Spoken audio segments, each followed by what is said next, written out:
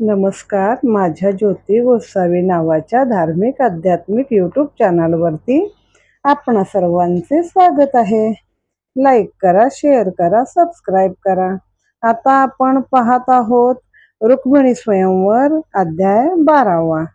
वक्रतुंड महाकाय सूर्यकोटी समप्रभ निर्विघ्नं कुर्मे देव सर्वकार्येषु सर्वदा. ब्रह्मानंदं परमसुखदं केवलं ज्ञानमूर्तिं दन्वातीतं गगनसदृशं तत्त्वमस्यादिलक्ष्यम् एकं नित्यं विमलमचलं सर्वभिः साक्षिभूतं भावातीतं त्रिगुणरहितं सद्गुरु त्वं नमामि. बोला गोपाल कृष्ण महाराज की जय. निजमंडपी शिशुपाळ करीत होता गदारोळ, भीमकी घेऊन गेला गोपाळ ऐकून विकळ पडियेला. पांडुर वर्ण झाले डोळे, मुखे होनी लाळ गळे, सेवक धरती अंग बळे, गात्रे विकळ पडियेली. भीमकी अप्राप्तीचे बाण हृदयी लागले दारुण, घाये विण घेतला प्राण अकाल मरण ओढवले. ओखटे वाणे दिसे मुख, नाडी तुटल्या निशेष, कृष्ण धाकाची धुकधुक हृदया माझी उरली असे. महाशब्द मंडपद्वारी मिळली या नगर नारी, माता येऊन रुदन करी कपाळ करी पीठित. सिद्धी न पवेची गे शोभन, वाया गेले वरमायपण, अंबिका क्षमली गे जाण, वराचे प्राण वाचवत का. थोर ओढावले दुःख, न देखेची सुनमुख, बुडाले सोहळ्याचे सुख, हरिकी विक कालविले. अगे हा रुक्म्या दुर्बुद्धी, न पाहेची लग्न शुद्धी, मृत्यू पंचकाच्या संधी लग्न सिद्धी मांडली. कृष्ण ज्योतिषी गेनिका, वशन हे पाचा पंचका, काळ साधिला नेटका, समया देखतो जाणे. येण्याची साधली गे वेळ, साधून नेली भीमक बाळ, आमचे करंटे कपाळ, आता शिशुपाळ वाचवा. विलाप करुणी अनेक, शिंपिले शिशुपाळाचे मुख, वारा घालती एक, झाला नावे एक सावध. उठून बैसला एक सरे, श्वास घालता फई थोरे, दुःख हृदयीचे नावरे, नेत्राद्वारे जळ चाले. शिशुपाळा आले रुदन, नजरत चालले स्पुंदन, धीरे आवरून या जाण, शहाणपण वांडिले. नवरी नेली रे सुंदर, पडले समर्थासी वैर, कृष्ण नेटका झुंजार आणि बळीभद्र महाबळी. हेच दोघे नावरती, एर यादव ते किती, ऐसे विचारून चित्ती, काय विराप्रती बोलला. सैन्य पालाना पालाना, घाव घाला रे निशाणा, सैन्य संजोगोनी आणा, रणांगणा जाऊ वेगे. सन्नद्ध करून यादळ, रथी चढला शिशुपाळ, नगरद्वारा आले सकळ, पुढे घायाळ भेटले. घाई तुटले सबळ, अशुद्ध झाले बंबाळ, बाणी भेदले कपाळ, वीर विकळ पडताती. विरी घेतली घायवारे, म्हणती पळा रे, मारील जारे बळीभद्रे, सहाय्य दुसरे कोणी नये. एकी घेतला भेदरा, एक कापती थरथरा, करू नको गा बळीभद्रा, दास डिंग आम्ही तुझे. एकांचे तुटले पै हात, एकी विचकले दात, एक कणत कुंतत, तवा देत पै आले. एक घाई जर्जर भोवत, एका हंबत हुंबत, एकाची लोंबती आत, घाई कोते अडकली. एक रडत पडत, एक अत्यंत तडफडीत, एक पाणी मागत, हात कोणा दाखवूनी. मस्तक फुटून वाहे रुधिर, एकाचे अर्ध तुटले शिर, ऐसेची घाई बुडाले तीर, येणे वीर तळमळती. आता मागच्या अध्यायामध्ये यादवांना जे मिळालेलं आहे, त्यामुळे मंडपामध्ये शिशुपाळाने गदारोळ मांडला होता की माझी नवरी हा कृष्ण घेऊन गेला. ते ऐकल्यावरच तो बेशुद्ध पडला, पांढरा झाला, डोळे वर गेले, तोंडातनं लाळ गळू लागली आणि सेवकांनी कसा तरी त्याला धरून ठेवलाय. त्यात भीमकी अप्राप्तीचे बाण, म्हणजे भीमकी मिळाली नाही हा बाण मोठा हृदयामध्ये लागला होता आणि त्याने फार मरण ओढवल्यासारखी परिस्थिती त्याची झाली होती. चेहरा सगळा काळा पडलेला आणि कृष्णाची धुकधुक वाटत होती मनामध्ये. आणि तेवढ्यात मग काय झालं, आई येऊन रडायला लागली, कपाळ पिटायला लागले की आता माझं वरमाय पण तर वाया गेलं, मला त्याचा काही मानपान तर मिळालाच नाही, अंबिका क्षोमली, आता माझा त्या शिशुपाळाला तरी वाचवा. मग थोडे बुडावले दुःख, न देखीची सुनमुख, मग सुनमुख काय बघायला मिळालं नाही, सोहळ्याचं सुख नाही मिळालं. त्या हरीने येऊन आमच्या कार्यक्रमामध्ये विष कालवलेलं आहे असं त्याची आई म्हणते. मग दुसऱ्या बायका आल्या तिची समजूत घालायला. तर त्या म्हणे हा रुक्मिया मूर्ख दुर्बुद्धी म्हणजे तिचा भाऊ तर त्याला काय म्हणे कळतच नाही. लग्न असं धरलं की मृत्यू पंचकाचा योग होता, अशा वेळी लग्न धरलं. आणि कृष्ण कसा ज्योतिषी, त्याला माहिती कुठला योग साधायचा. त्यानं बरोबर आधीच आपली नवरी घेऊन गेला. तर पाच्या पंचकाला वश नाही. 5-25 म्हणजे आपली सगळी ज्ञानेंद्रिये कर्मेंद्रिये अशी जी आहेत त्या प्रत्येकाचे एक पंचक आहे. आणि असे 5-5-25. मग त्याच्यामध्ये ज्ञानेंद्रिय काय आहे? डोळा, कान, जीभ, श्वास घेतो तो, त्वचा, हे सगळं ज्ञानेंद्रिय आहे. आणखीन देह, बुद्धी, अंतःकरण या प्रकारचं एक पंचक आहे. कारण, महाकारण या प्रकारचं एक पंचक आहे. अशी 5 पंचक आपल्या देहाभोवती आहेत. तर कृष्ण त्यांना वश झाला नाही, तर तो म्हणे या पंचमहाभूताला काय वश होतो? तर आमचं करंट नशीब म्हणून आम्हाला काही ती मिळाली नाही. कृष्ण घेऊन गेला. आता शिशुपाल तरी वाचवा. मग कोण त्याला वारा घालतंय, कोण काय करतंय, कोण सावध करतंय, कोण त्याची समजूत काढतंय. मग त्याला रडायला आलं शिशुपाळाला. आणि रडून रडून त्यानं शेवटी सावरलं स्वतःला आणि म्हणला, सुंदर नवरी नेली माझी आणि मोठ्या समर्थाबरोबर वैर झालंय. पण म्हणला 2 मुख्य आहेत, बळीभद्र आणि कृष्ण. हे दोघं सोडले तर असे यादव ते किती आहेत, त्यांची काय आपल्याला भीती बाळगायची गरज नाहीये. तर चला सैन्य पालाना म्हणजे चला सैन्य सगळं उठवा, घेऊन चला, निशाणी घाव घाला म्हणजे रथ जुंपा, निशाणं उभी करा आणि चला, असं म्हणून सगळं सैन्य जमा करून शिशुपाळ निघाला. त्यांचं जायलाच पाहिजे, कारण त्याचीच नवरी आहे. पहिले आधी जाऊन फुकटच ते मागत लढून आले.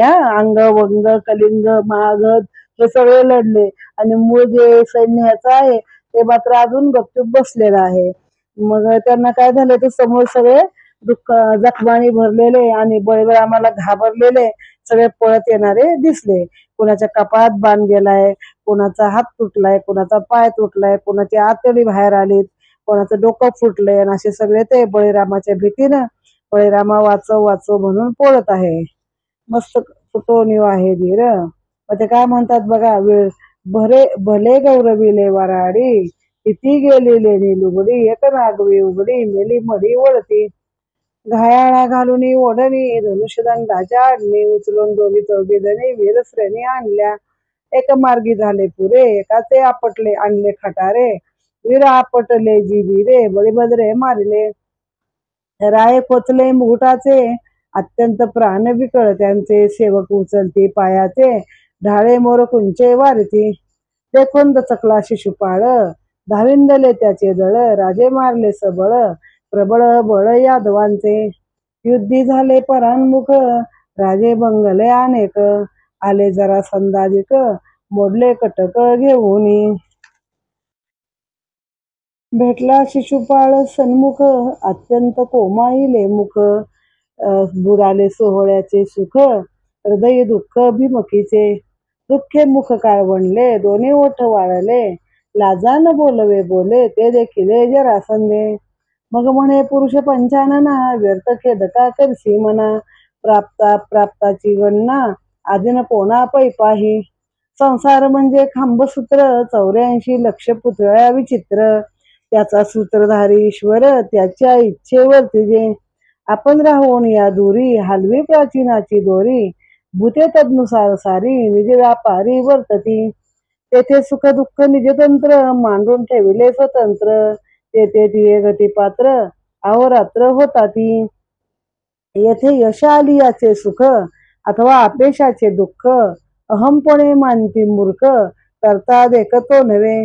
येथे करता जो मी म्हणे, तो पडे सुख दुःखाचे नागवणे. जन्ममरणासी अवतरणे, दिदले तेने सर्वता.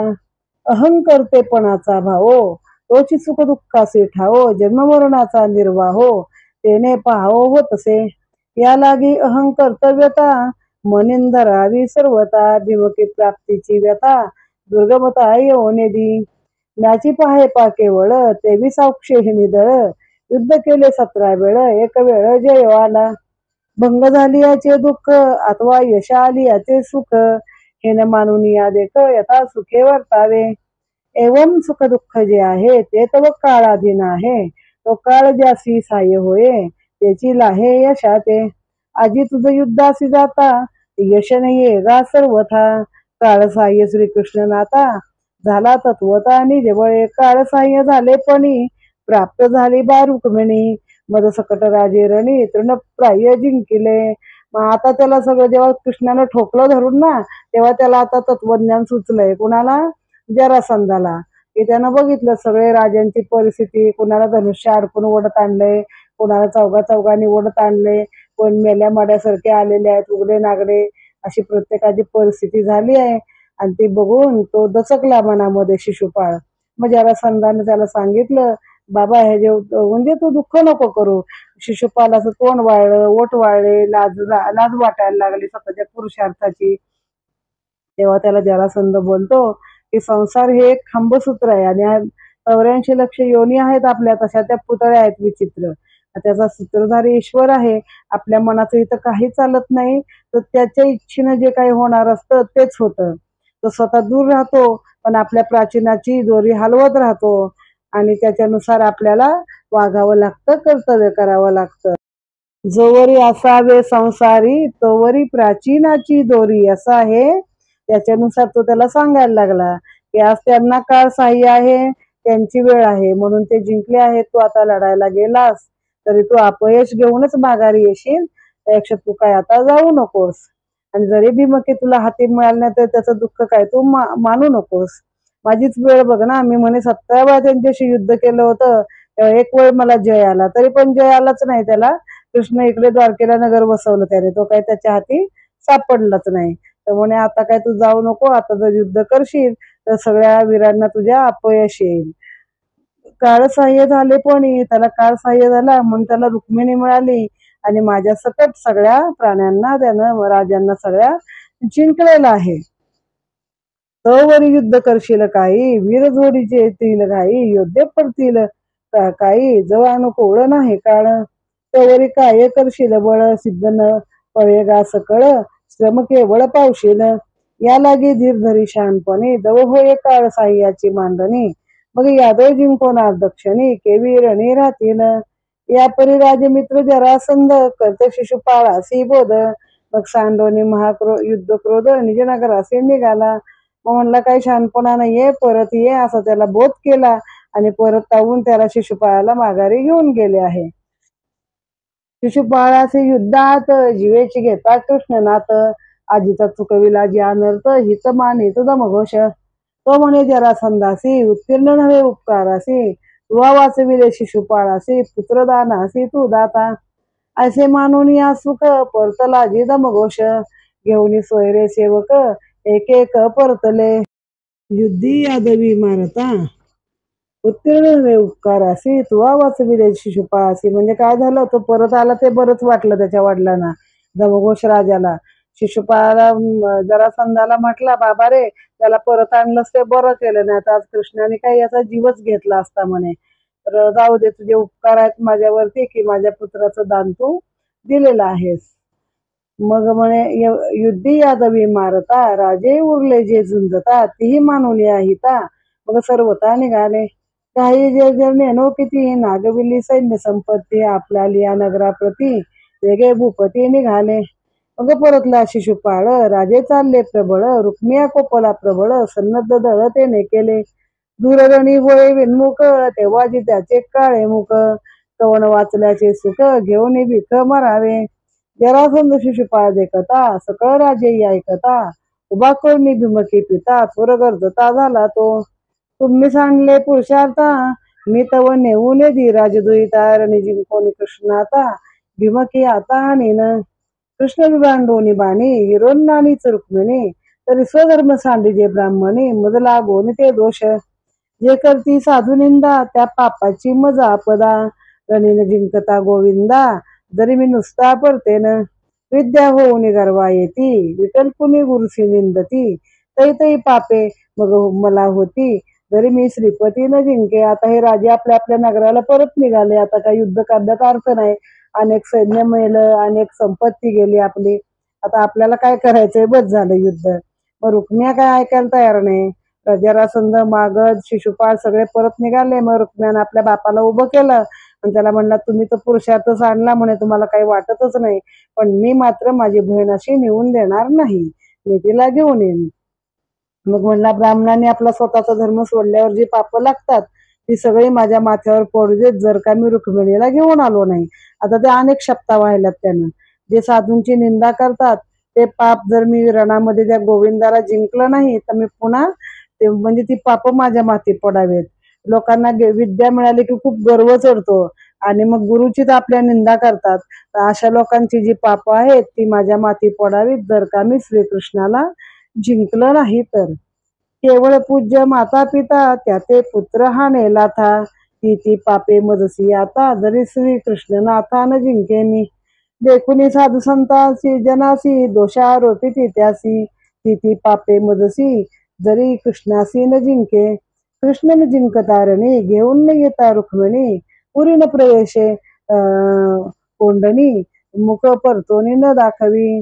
मग त्यानं असं सांगितलं की जे आई बापाची निंदा करतात, त्यांना लाथा मारतात, जे साधूंवरती आरोप करतात, तर ही अशी सगळी पापं जर मी कृष्णाला जिंकलं नाही तर मला लागतील आणि मी ह्या कौंडिण्यपुरामध्ये पुन्हा प्रवेश करणार नाही आणि माझं काळं तोंड मी काही लोकांना दाखवणार नाही. मग तो बाहेरच राहिला नगरीच्या, परत कौंडिण्यपुराला तो गेलाच नाही. अशी शपथ वाहून कवच वगैरे अंगावर घातलं लढायचं आणि तो निघाला. धनुष्यबाण वगैरे हातात घेतले. आता बघा म्हणला मी कसा पराक्रम करतो. कृष्ण अज्ञानाची आधी त्यासी हृदयी नाही बुद्धी, वर्ण पाहे राक्षस विधी ते मी सिद्धी जाऊन दी. कृष्ण गर्वित एकलेपणी तुझी याची दृष्टी नाणी, हिरून नेली माझी बहिणी तर मी बाणी दंडीन. रागे कापत थरथरा दात खातसे करकरा, धूम्र निगत नेत्रद्वारा रंवरा चढीला. रती बैसला मदगर्भित वेगे सारथा ते म्हणत, चपळ चवताळू दे रथ कृष्णाथ जेते असे. आजी कृष्णाशी सन्नद्ध करण्याचे द्वंद्व युद्ध, अगर्वी धरतो गर्व मद बुद्धिमंद श्रीकृष्ण. आजी माझ्या तिखट बाणी कृष्ण कळीन रणांगणी, चोरून नेतो माझी बहिणी कैसेने रुक्मिणी जिरेल. सैन्य अवलोकिले दृष्टी वीर चालले जगजेटी, अश्व गजरथाची या थाटी शस्त्रे मुष्टी झळकती. चतुरंग सैन्य सकळ एका औक्षेहिणी दळ, सन्नद्ध करून या सबळ संख्या केवळ पर्येसा. 2,18,700 अधिक वीर संख्या औक्षेहिणी प्रकार, केला निर्धार श्रीव्यासे. मग त्या रुक्मिणीला इतका राग आला की असे संतापन थरथरायला लागला, दात करकरा खायला लागला, डोळ्यातून जशी काय आग ओकतोय. आणि चला म्हणला, सगळं सैन्य तयार केलं आणि म्हणे जिथं माझी बहीण आहे, जिथं कृष्ण आहे तिथं घेऊन चला. हा म्हणे मंदबुद्धीचा आहे आणि राक्षस विधीने माझी बहीण लग्न करू पाहतो. नवरी पळून नेणे म्हणजे राक्षस विधीने लग्न करणे. तर मी काय हे त्याचं सिद्धीला जाऊ देणार नाही आणि मी माझी बहीण परत आणेन. आज माझ्या तिखट बाणानं त्याला दाखवूनच देईन रुक्मिया काय आहे. एका त्याला रणांगणामध्ये खोचून टाकेल, म्हणजे एका जागी एवढे बाण मारेन की तो एका जागी खचून जाईल. आता एका क्षणी त्याचं स्थळ होतं, दळ होतं दळ, आणि ह्याचं तर किती होतं, 23 अक्षिणी होतं ना जरासंधाचं. आता एक अक्षिणीमध्ये काय, याच्यामध्ये 2,18,700 वीर असतात, त्याला एक अक्षिणी संख्या म्हटलेलं आहे. व्यासांनी हे प्रमाण सांगितलेलं आहे. किती गज किती रथ अश्वपदादी समस्त, विभाग संख्या सुनिश्चित पुराणोक्त सांगेन. त्या एका उक्षणीमध्ये घोडे किती, पायी चालणारे किती, रथ किती, अशी एक संख्या सुनिश्चित केलेली आहे. त्यामध्ये 21,800 70 संख्या जी रथ, तितकेच गजभार उन्नत सैन्यात चालती. 1,00,000 350 अश्व, पायाचे वीर अभिनव सांगेन सर्व पर्येसा. 65,600 एकदशाधिकते ते, वीर पायांचे भिडते युद्धी पुरते निजगडे. इतकी सैन्याची मिळणी तया नाव एका उक्षेहिणी, संख्या बोलली पुराणी श्री मुनी श्री व्यासे. आता ह्याच्यामध्ये 21,000 आणि 800 आणि 70 वरती एवढी संख्या असते रथाची. तेवढेच हत्ती पण असतात त्याच्यामध्ये. बघा आता हिशोब करून सांगितलं तेवढं जमतंय का. मग पायाची लोक किती असतात, 350 अश्व म्हणजे 3,000 आणि वर 50 घोडे असतात. आणखीन 1,00,000 नाही, घोड्यांचं प्रमाण तर जास्तच आहे. 1,00,000,9,350 अश्व म्हणजे 1,09,350 एवढी घोड्यांची संख्या आहे. पायी चालणारे वीर किती आहेत, 65,600 आणि वर 100 610 एवढे पायी वीर आहेत. एवढ्या सगळ्यांचे मिळून एक औक्षहिणी झालेली आहे. म्हणजे पहिले किती 21,807 21,870 हत्ती, तेवढेच रथ आणि घोडे आहेत 1,00,000 8,000 9,000 1,00,000 सहस्त्र 90 म्हणजे 9,000 1,09,350 घोडे आहेत. असं बरंच तो संख्या प्रकार आपल्याला काय आता जाऊ दे, एक औक्षणी आहे एवढं आपण लक्षात ठेवूया. ऐसे निज सैन्य अद्भुत त्या माझी रुक्मी अविराजित, साई आले राजे दक्षिणाद्भुत वीर गर्जत महाबळी रणी जिनोनी जरासंध मिनले गद हाला युद्ध अवघे करते विनोद थोर आल्हाद जे त्यांचा यादो मिळवणी थोर थोर करती परतावयाचा विचार येता देखोनी पारखे भार मग सामोरे लोटले दोन्ही सैन्या झाला मेळू घाई उठला हल्ल कल्लोळू वाजंत्र्याचा ध्वनी प्रबळू रणवेताळू खवळला कोपे चालला रुक्मिया विरू ठाकोणी आला यादव भारू तेथे देखे शारंग धरू मग रथसत्वरू पेलला एकाएकी एकला चक्रपाणी दुरोन देखला नैनी एके रथी कृष्ण रुक्मिणी देखोन मनी प्रज्वळला सांडिवनी गोत्र कुटुंबासी जेवी बैरागी निगे योगासी दैवी सैन्य सांडून यादवापासी एके रथेसी धाविंदला धनुष्य मांडूनी मांडणी गुणवाईला तक्षणी बाण लावून या गुणी ओढी कानाडी ओढी काढून चालला श्रीकृष्ण देवांचा आदिदेव ईश्वर नियंता नेने प्रभावो कुमती धरून या मद गर्वो काय पाहावो बोलत कृष्णासी म्हणे राहे साहे माझा ठावा आला पाहे चोरी करून पळशी काहे कोण माय राखेल जगा माझी तू चोर होसी चोरून दिसा दिसी मागसी आजी मी पावलो लागसी केवता जासी निज चोरा उद्देशे देवा इंद्रादिकी होमकी जे अग्निमुखी ते अवघे तू खाशी शेकी अग्निमुखी काही नुरे देव म्हणती आम्हासी पावले त्यासी ठकून तो हव्य केले ते कावळे मत येथे चाले सांडी वाहिले रुक्मिणीसी जन्मोनिया यादव वंशी कुळगोत्रा नाश करीशी बुडविले नावा रूपासी जाती तुझ पासी तव नाही भोग अवघेची भोगसी आणि योगिया म्हणवीसी मूळ माया ते तुझ पासी वेशधरसी कपटाचा बाई तो कोण आहे ह्याला सगळंच माहित आहे की मूळ माया ह्याच्याकडे आहे हा परब्रह्म आहे तरी पण त्याची निंदा केल्याशिवाय काही तो थांबू शकत नाही मग तो निघाला त्याच्या मागे परत एकदा मगध निघाले सगळे जरासंध शिशुकार मात्र काही आता आला नाही आणि गेले परत यादवांना वाटलं कसं आपण ह्यांना हरवलं म्हणे जरासंधाला मागत कसे गेले असे एकमेकाशी विनोदाने बोलण्याचा विचार केला त्यांनी यादवानी की आपण द्वारकेला निघावं पुन्हा पाठीमागून धुराळा बघितला म्हणले चला परत एकदा लढाईचं आमंत्रण आपल्याला आलेलं आहे आणि मग दोन्ही सैन्य एकमेकावरती कोसळलं मग त्या लढाईत त्याला कृष्ण काय दिसेना तर कृष्ण एकटा वेगळा बाजूला होता रुक्मिणी सोबत मग आपल्या बहिणीसोबत बघितला आणि आता डोकंच फिरलं आगडीसारखा पेटला आणि मग त्याला अदवा तदवा काही काही बोलू लागला त्याच्यामध्ये म्हणजे म्हणला की तू जसं ते गोकुळामध्ये चोऱ्या केल्यास का नाही तसं इथं चालणार नाही दिवसा ढवळ्या चोरी केलीस माझी बहीण इथं सोड म्हणे सांडी सांडी भीमकी तर मी माझा आला म्हणे मी आता आलो आहे बघ म्हणे आता तू तू म्हणे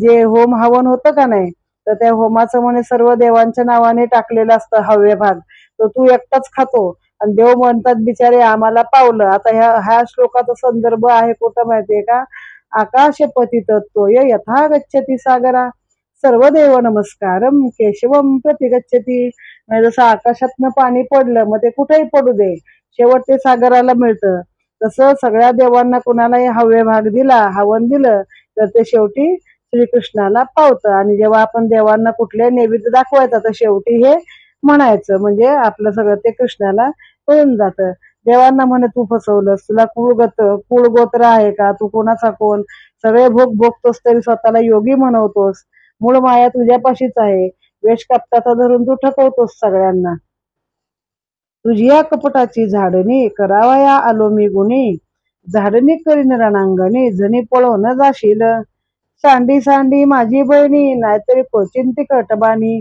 तीन बाण लावणी गुणी चक्र पाणी विंदिला शारंगट नत्कारुणी हरी 6 बाण घेतले करी तीन सोडून माझारी धनुष्य करी छेदले चवीची सोडले 8 बाणासी चारी चहू वारुसी सारथी पडून धरणेसी ध्वजस्तंभ छेदिला मग म्हटलं माझी बहीण सांड म्हणे चोरट्या, तुझा कपटीपणा झाडायलाच मी आलोय आता इथं. नाही तर बघ तुला बाणाने कसा मी खिळून टाकतो. असं करून त्यानं 3 बाण सोडले. मग कृष्णानं आपलं शारंग, ते धनुष्याचं नाव शारंग आहे. रामाचं कुठलं कोदंड, शंकराचं पिनाक आणि कृष्णाचं शारंग आणि अर्जुनाचं गांडीव, अशी ती धनुष्यांची नावं आहेत. तर ते शारंग त्यानं चमत्कारलं, 6 बाण घेतले, त्यात त्याचे 3 बाण तोडले, नंतर 8 बाण सोडून दिले. त्यामध्ये 4 घोडे मेले, सारथी खाली पडला, रथाचा जो झेंडा होता तो पण छेदून टाकला. रुक्मी या कोपात चढिंदला भारी, पंचबाण घेतले करी, रागे सोडले कृष्णावरी, बळे निर्धारी विंदित. कृष्ण धनुर्वाडा निजगडी, अचूक संधान परवडी, 5ही बाण बाणे तोडी, धनुष्य पाडी छेदोनी. आणिक धनुष्य घेतले वेगे, सन्मुख बिंदू आला रागे, तेही तोडले श्रीरंगे, आणिक वेगे घेतले, बाण लावून या ओढी, तेही कृष्ण सेवेची तोडी, जे जे धनुष्य रुक्मिया काढी, ते ते तोडी श्रीकृष्ण.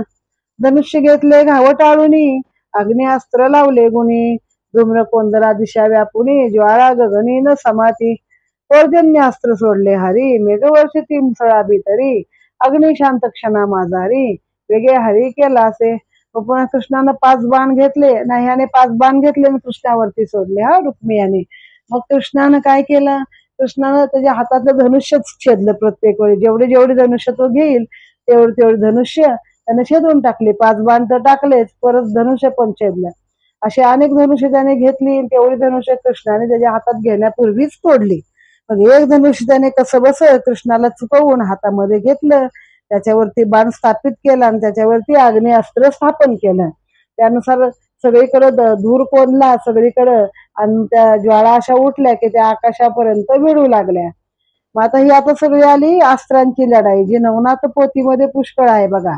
प्रत्येक अस्त्राला एक दुसरं पुढचं अस्त्र आहे. म्हणजे जसं विष आहे तसं विषाला पुढे त्याचा उपाय आहे. कसं विष प्रतिविष असतं, म्हणजे काय करायचं, तसं या प्रत्येक अस्त्राला पुढचं अस्त्र आहे. आता ज्याने आग्नेयास्त्र सोडलं ह्यानं पर्जन्यास्त्र पाणी सोडलं. मग असे मेघ आले, असा धोधो पाऊस पडला की अग्नीचं अस्त्र क्षणभरात शांत झालं. मग त्याने वायव्य अस्त्र सोडलं, म्हणजे वारा सोडला. ते सगळं सैन्य उडायला लागलं पार. कानाच्या टाळ्या बसल्या त्या आवाजाने, काय सुचेना सैनिकांना. मग कृष्णानं काय सोडलं, पर्वतास्त्र सोडलं. मग तो वारा कोंडला. मग हे साधी वैज्ञानिक गोष्टी आहेत की, आणि तिथं वारं पर्वत असले, डोंगर असले की तिकडे बघा जास्त वाऱ्याचा वादळाचा धोका असत नाही, कारण ते पर्वतामुळं कोंडून राहतं ते वादळ. येरे वायव्यास्त्र लावले गुणी, झंझाम अर्थ सुटला रणी, वाऱ्याने जाऊ पाहायावनी, टाळी कानी बैसली, पर्वतास्त्र सोडी श्रीकृष्ण, वारा सांडिला बुजवून, येणे वज्रास्त्र सोडणं, गिरी ताडून सांडिले. रुक्मिया कोपला महाथोर, कृष्णासी म्हणे स्थिर स्थिर, गुणी लाविले रुद्रास्त्र, महारुद्र प्रगटला, दाढा विकराळा तिकटा, माथा बोकळी जटा, काळीमा चालली से कंठा, मिशा पिंगटा आरक्त. कृष्ण अस्त्र विद्या चतुर, बाणी योजला भस्मासुर, बांधे कोणी पोळे रुद्र, धाके थोर कापत. रुक्मिया अनेक शस्त्र विचारी, तो कृष्ण धनुष्य छेदले करी, सरली कोदंड सामुग्री, रथावरी काही नाही. मग पर्वतास्त्र पडलं की त्याचं हे काय आहे, पुढचं शमन काय आहे उपाय, वज्रास्त्र आहे. मग त्यांचे ते वज्रास्त्र इंद्राचं खरं की त्यानं ते सगळे पर्वत तोडले जातात आणि मोकळे केला जातो वारा. मग त्यानं काय केलं, रुक्मियाने रुद्रास्त्र लावलं. रुद्र म्हणजे शंकराचेच जे 11 रुद्र आहेत त्यातला एक प्रकार असतो, की असा उंचा पुरा राक्षसच एक प्रकार, किंवा मोठा महारुद्र. अशा दाढा मोठ्या आहेत, डोक्यावरच्या जटा मोकळ्या सोडल्या आहेत, टाळ्या लावलेल्या गळ्याला, मिशा पिंगट आहेत आरक्त अशा. आणि असा तो रुद्र अंगावर धावायला आला की कृष्णाने काय केलं, भस्मासूर. आता भस्मासुराचं लावलं की भस्मासूर ज्याच्या डोक्यावर हात ठेवणार तो भस्म होणार, त्यामुळे रुद्र पळाला. मग कृष्ण आता मनात विचारू लागला की आपण रुक्मिया विचार करू लागला आता काय मी लावू. तो पण कृष्णाने त्याच्या हातातलं धनुष्य छेदलं आणि सगळी सामुग्री त्याची धनुष्य संपलीच त्याची. मग आता काय करायचं, रथावर काय नाही, सरली धनुष्याची ओढी, परिग घेऊन घातली उडी, कृष्णबिंदोनी परिग तोडी, अपरवडी गायांची, परिग तुटल्या पाटी, रागे पट्टीशी घेऊन उठी, न धरत पातला उठा उठी, कृष्ण दृष्टी सुदली. कृष्ण विंदिले कठीण बाणा, पट्टी शिवडे विला गगना, सवेची शिवळ घेऊन जाणा, हाणो कृष्णा पयाला, दात खात से करा शूळ वंडी गरा गरा साहे म्हणे शारंग धरा गाहे पुरा करीन. कृष्णे बाण सोडला पाही शूळ तोडला ठाईच्या ठाई सवेची पडला भोई ती ठाई त्रिखंड शूळ वाया गेला थोर रुक्मिया चुरी दोन्ही कर सवेची घेऊन तो मर कृष्णा समोर धाविंदला साहे म्हणे कृष्ण नाथा तोमर हानो आलो माथा माझारी विंदीला येता धाये मागुता सारीला बाणा देत थोर चढून पडला तो मर रुक्मिया म्हणे मर शक्ती थोर काढली मग त्यानं अनेक घेतलं बाण संपले धनुष्य संपली मग परिघासारखं चाकासारखा मोठा असा परीघ घेतला जो फेकून मारता येतोय कृष्णाने तो तोडला मग याने गदा घेतली ती तोडली मग असं काय शूळ घेतला तो गरगर फिरवला मारण्यासाठी साहेब आता बघ म्हणे माझा बाग शूळ कसा येईल तो तोडला पट्टीशी म्हणजे असा दानपट्ट्यासारखा तो गोल गोल फिरवत होता तो तोडला म्हणजे कृष्णानं काही त्याला सोडलंच नाही ते त्रिशूळाचे तर 3 तुकडे करून टाकले खाली जमिनीवरती जो काही त्याने घेतला होता तो मग तोमर हाणायला आणलं तोमर मुदगल गदा हे सगळी शस्त्र आहेत त्या काळातली मग शक्ती लावली एक मोठी मर म्हणे आता रुक्मिया त्याला मर म्हणू लागला एक शक्ती काढली आणि ती शक्ती हातात घेऊन म्हणला कृष्णा तुझा पाड किती आता बघ तुला कसा मी खाली पाडतो शक्ती घेऊन या हाती म्हणे कृष्णा तुझा पाड किती रणी लावीन रे ख्याती भद्र जाती लोटला कृष्ण जे बाण सोडी शक्ती असते रुक्मिया तोडी रथधरी मकर तोंडी शक्ती भवंडे हाणावया कृष्ण बाण सोडला तिगारा रुक्मियासे लागला पिसारा मागे सरता अवडंबरा शक्ती आंबरा उडविली रुक्मियाची शिनक शक्ती साह्य आले दक्षिणपती ती अखिला श्रीपती सैन्य संपत्ती आणि वार कृष्ण नेटका झुंजार त्राय बाणी त्रासिले महावीर आठबाणी कोचली धूर हा कार उठला मग ती शक्ती हातात घेऊन त्याने कृष्णावर टाकण्याचा विचार केला मग कृष्णाने त्या बाणाने त्याला आधी मागं सारला आणि मग एक बाण त्याच्या हाताला लागला आणि दुसऱ्या बाणानं आकाशातल्या आकाशात ती शक्ती उडून दिली ती शक्ती क्षीण झाली मग बाकीचे त्याला साह्य आले दक्षिणेचे राजे पण सगळ्यांना कृष्णाने हाकललेला आहे थोडक्यामध्ये असा तो कृष्ण नेटका झुंजार आहे 8 बाणांनी त्याने परत त्या खोचलं सगळ्यांना बाण सोडले निर्व्यंग घाई निवटले चतुरंग त्याच्या सैन्या झाला भंग रणश्री रंग खवळला बाण वरुषे शारंग धर सैन्य झाला थोर मार कोपे खवळला रुक्मियावर साटोप दुर्धर मांडीला कृष्ण मारेन हे निर्धारी ओढणे खांड घेतले करी पतंग जैसा दीपावरी पैशा परी धाविंदला रुक्मिया महावीर नेटक वडन स्वर्गाचा साधक थरक सरक दावी चवक अति निशंक निजगडा ओढण धडकोणी आदळीत खर्ग तोलून तळपत उल्हास देऊन उसळत हात मिरवत खरगाचा कृष्ण जे बाण सोडी खर्गधारी तितके तोडी चारी मारावया घोडी रथा बुडी निघाला दारुक सारथी निजगडा रथे करू पाहे रगडा कृष्ण विंदीला कुराडा रथा बुडी येऊन बाण आदळला सत्राने आडवे ओढण धरले त्याने ओढण भेदून या बाणे शिराचा मुकुट पाडला कोपा आला रुक्मियासी वेगे धाविंदला मोकळ्या केशी हात घासणे भूमीसी हात वशी खरगाते कृष्णासी म्हणे देख घाई छेदून रे मस्तक विकट देऊन या हात वेगी सन्मुख लोटला कृष्णे विंदीला तिकट बाण तिळप्राय केले ओढण खर्ग देऊन या जाण अनुप्रमाण ते केले बाण वर्षला गंधाट रुक्मिया बुलविला आली वाट रथ लोटून या गडगडाट मौरव्या कंठ घातला धनुष्य घालून या गळा ओढून आणला गाया तळा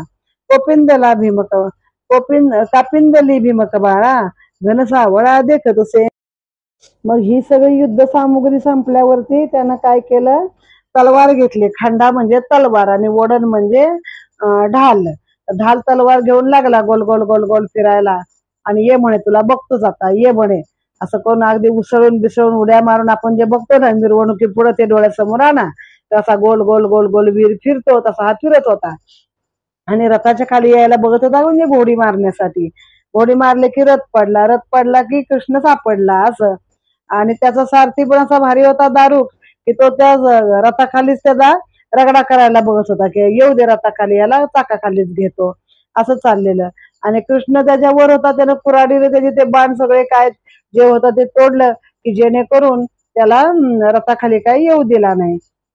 मग कृष्णानं एक बाण सोडला, तर ह्याने ओढण आडवे धरलं, म्हणजे ढाल धरली, ते ढाल भेदून तो बाण त्याचा मुकुट पडला.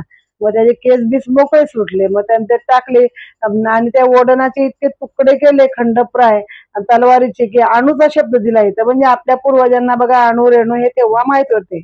यात शब्द आलाय, इतके कुटके केले त्याचे, की अणुप्राय अणू एवढे त्याचे तुकडे केलेले आहेत.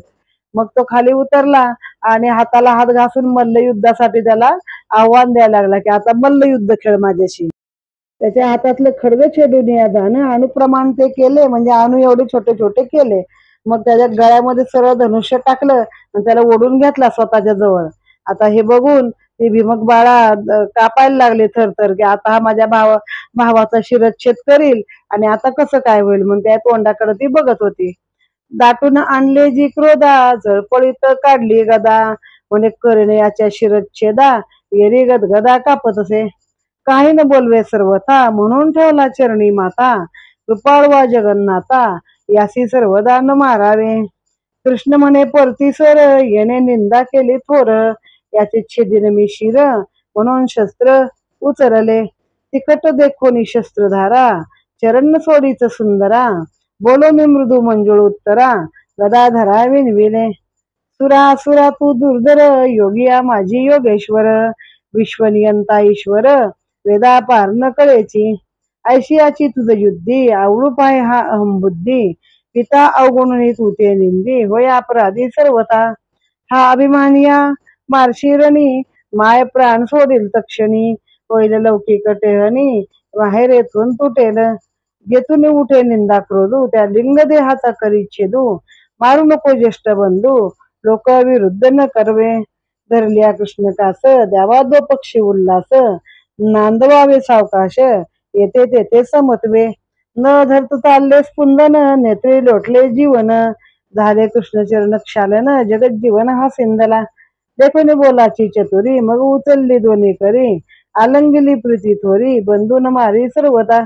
मग तिला आता वाटलं हा माझ्या भावाला मारणार, ह्याने गदाच काढली, म्हणजे याच्या डोक्याचा चेंदा मेंदाच करतो.